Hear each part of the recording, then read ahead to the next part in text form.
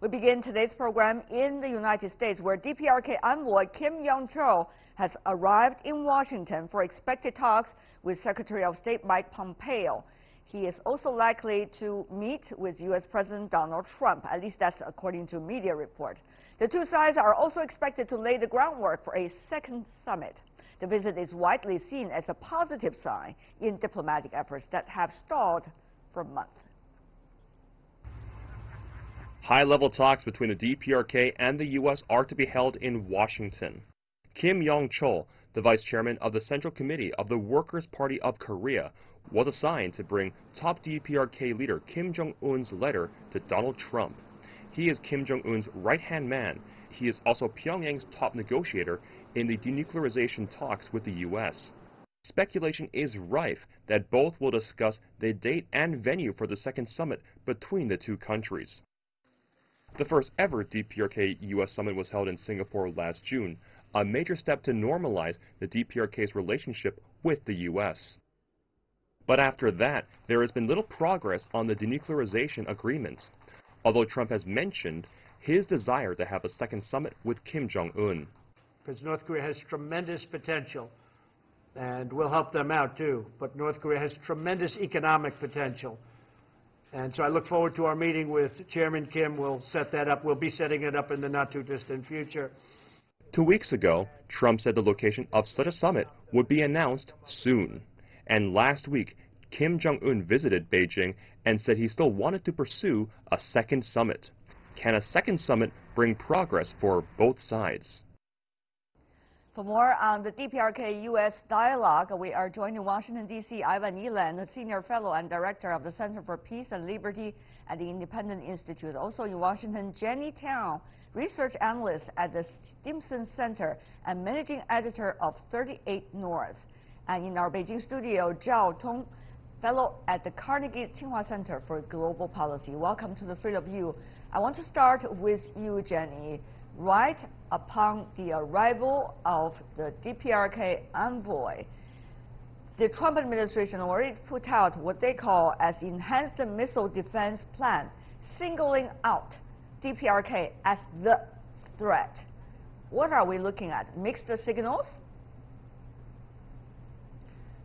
Well, a little bit, yes. And certainly that portrayal is accurate, but it doesn't help in the diplomatic process. And this has been part of the problem with the Trump administration as a whole, is really inconsistent messaging about, especially about policy and especially about North Korea. And so you have messages when Trump is talking more to North Korea directly, it's very kind of open and inviting.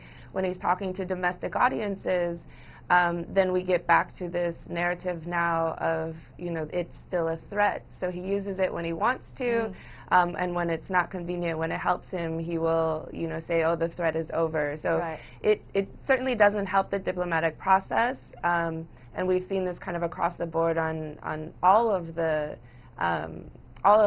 proposals and discussions that have been happening with North Korea as well. And I think that has been part of the reason why we haven't made progress. Mr. Zhao, though, this is not just rhetoric. It is a plan that the U.S. has adopted. So singling out DPRK, so-called as the threat, will this really, in a way, remapping out the U.S. approach about what they consider as a nuclear threat? What does it mean for the future possible interactions between the two countries, U.S. DPRK? I think it really reflects a big perception gap between the U.S. president and the mainstream U.S. experts community about North Korea. I'm sure President Trump himself wants to send a positive message to North Korea, especially when the high-level North Korean envoy is in town. He wants to do that in order to secure more North Korean concessions in the reported upcoming second summit.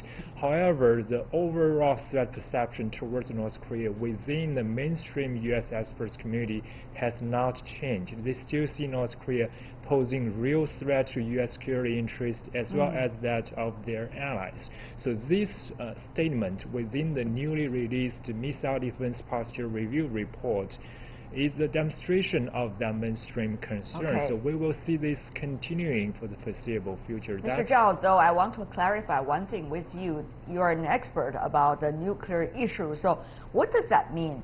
Decapitation strike against the DPRK, according to the latest plan. The U.S. could do that, and could do that on its own. What would that mean?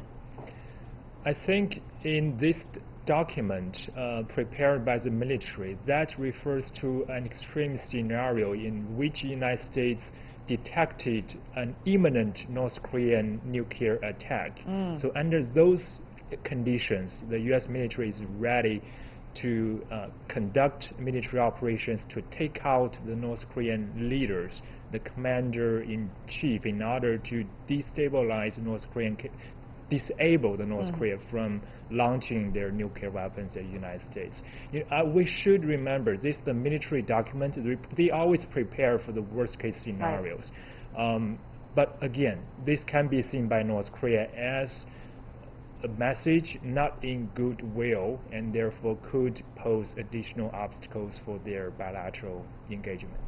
Mr. Eland, what's your take? I mean, this is a last resort plan, or is it a negotiating tool, or this is just apparently the nature of Washington these days, very divided as usual, but even further because the rhetorics are very different?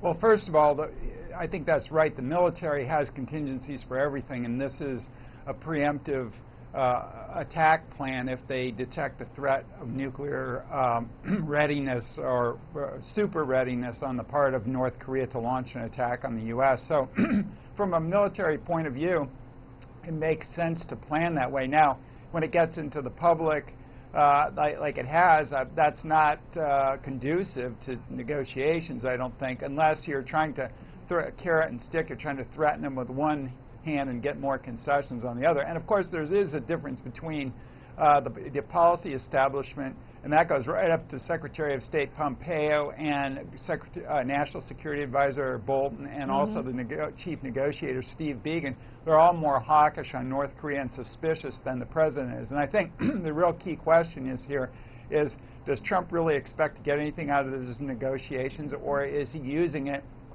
because he likes the symmetry, the pageantry, and also he's got a lot of domestic problems mounting here in the United States? Does he want a show to distract from that, et cetera, or are they legitimately looking for some interim agreement, say maybe a cap on North Korean nuclear activities and arsenal in exchange for limited sanctions reduction? That might be a possible deal. I don't think you're ever going to get, at least not in the near to medium term, the North Koreans are so suspicious that they would not give away their nuclear program or dismantle it right now. But you could get some interim thing and hope for better after the two sides begin to trust each other, because previous nuclear agreements between the U.S. and the North Koreans haven't gone very well. No, at all, not at all. If you talk about the style, let's take a look at some of the zigzagging road before the first Kim-Trump summit reached, and eventually what followed up after the summit.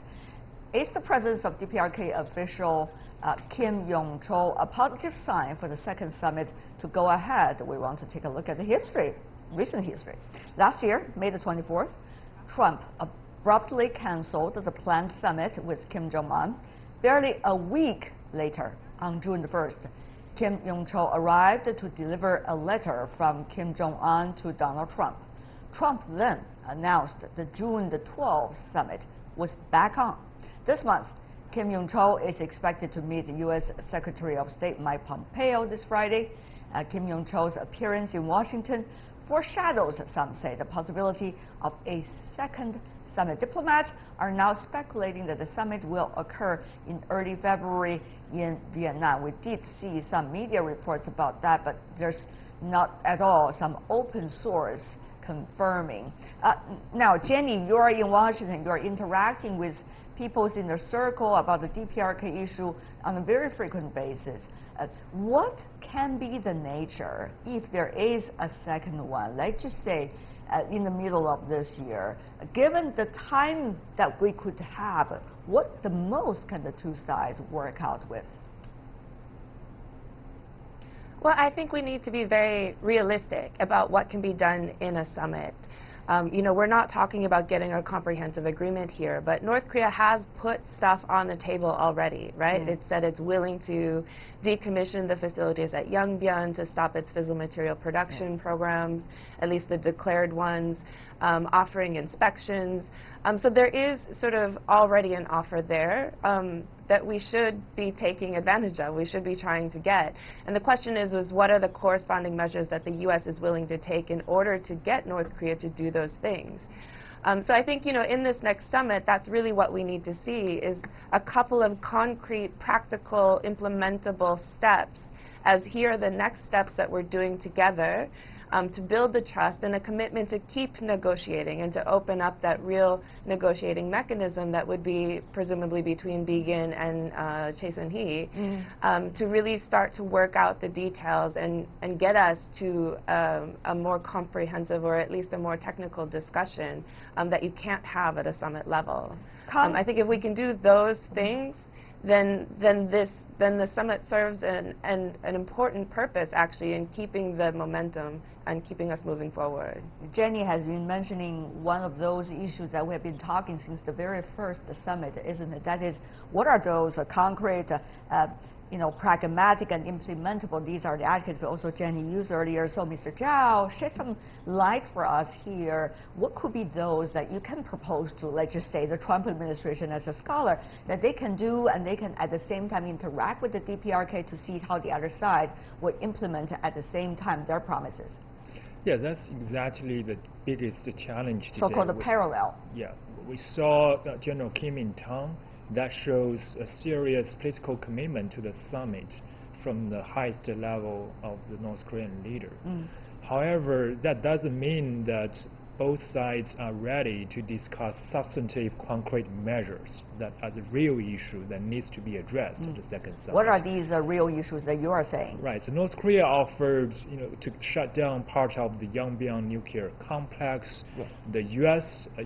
Reportedly, President Trump recently sent a letter to Kim Jong-un, and people speculated maybe U.S.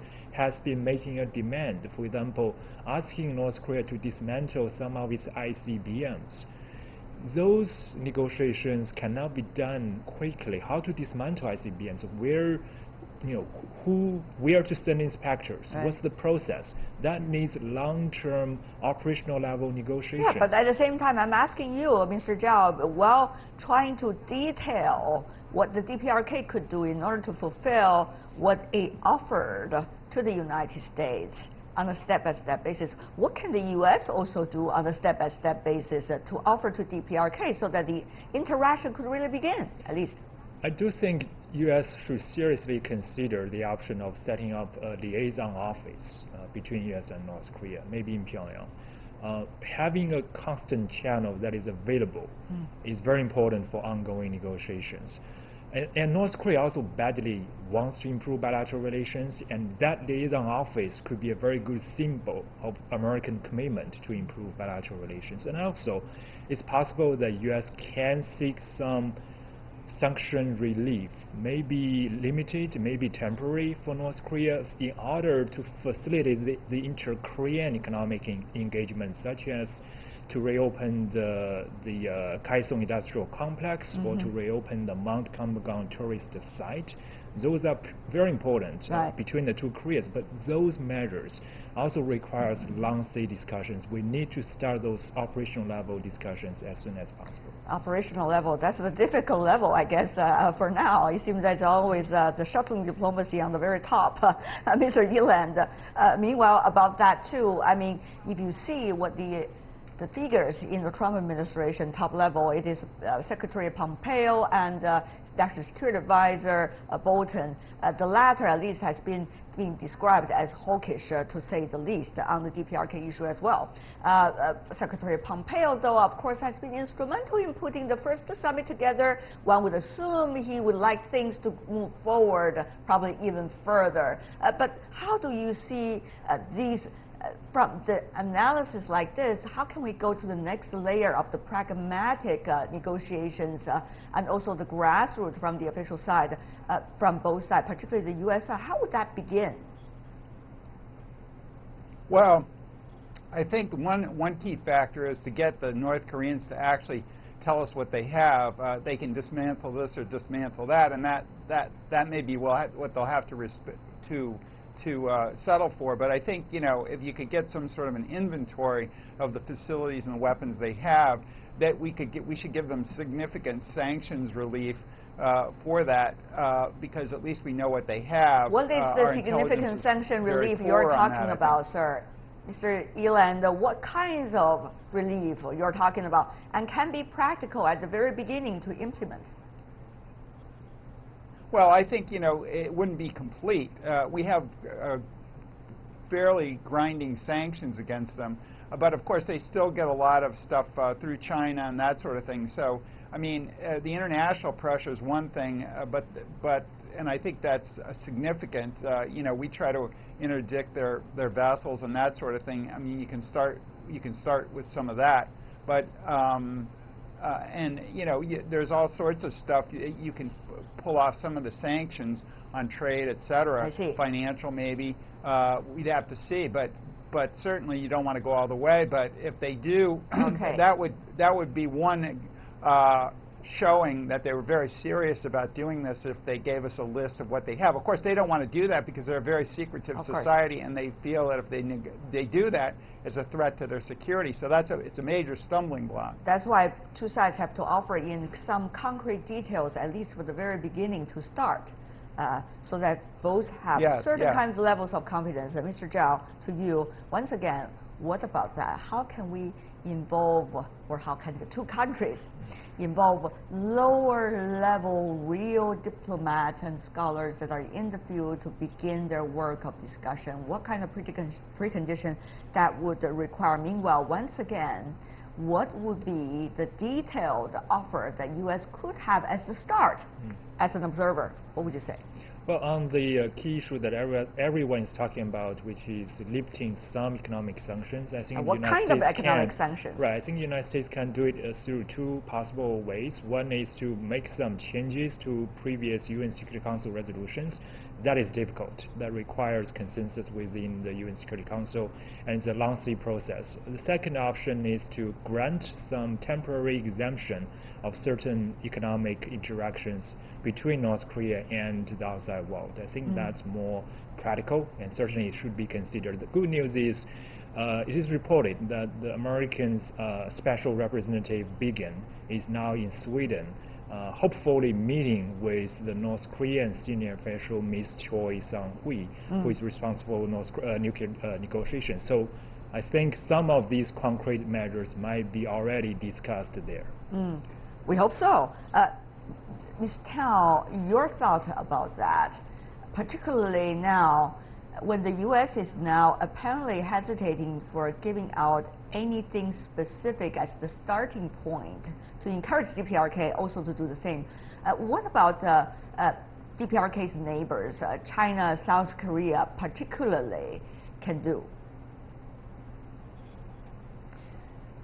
Well, you know, I think when it comes to trying to get to those working level discussions, just going back to your previous question for a minute, I think the key here is that we have to have a very concrete mandate, which we haven't had so far. And so you have the working level trying to figure out at what level they can start working.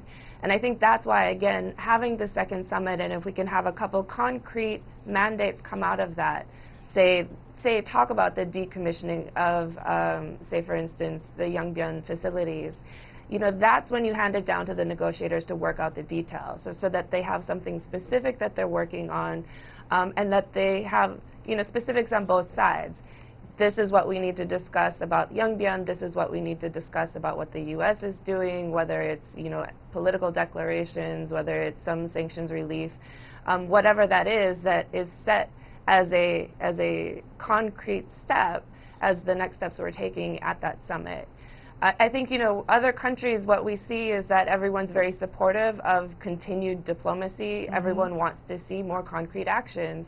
And I think, you know, if you look at the South Korean, the inter-Korean negotiating process as a model of, you know, I think how Kim Jong-un is approaching this, I think you see very clearly, like at each summit, there is, the declaration, and then they hand it down to the negotiators to work out those details of how are we actually going to implement this. And I think we need to be more practical, think smaller, think more targeted measures until we can build up that trust and be able to get to that next level of discussion. Right. Mr. Zhao, this is quite some food for thought, particularly for China. If you think about the latest meeting between the Chinese President Xi Jinping and the DPRK leader, so it seems that something is already being cooking, but we just do not know. Is it more about bilateral relations, or is it more about a multilateral approach in which China certainly is an important player in it? China certainly wants to see things are on track and the parallel exchange interaction